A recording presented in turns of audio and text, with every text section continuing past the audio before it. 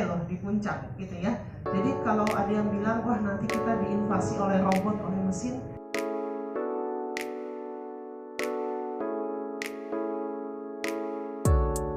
kan begitu ya, sebagai calon-calon lulusan ilmu komunikasi begitu ya. Kemudian apa kaitannya dengan AI begitu ya, kecerdasan buatan.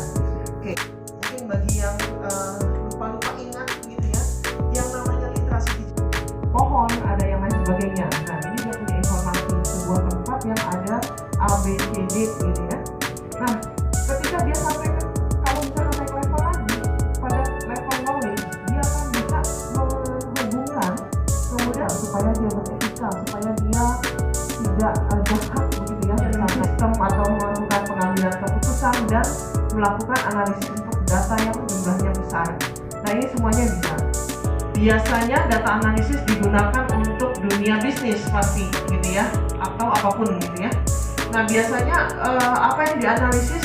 Menganalisis data customer, menganalisis preferensi seseorang gitu ya.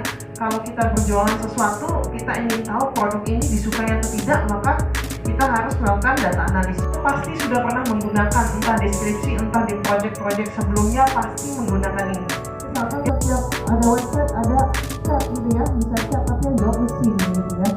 Nah ini kalau saya ke bank tuh, anak saya senang sekali dengan chatbot gitu, yang terlindung gitu ya, tanya ngomong, bisa tanya jawab.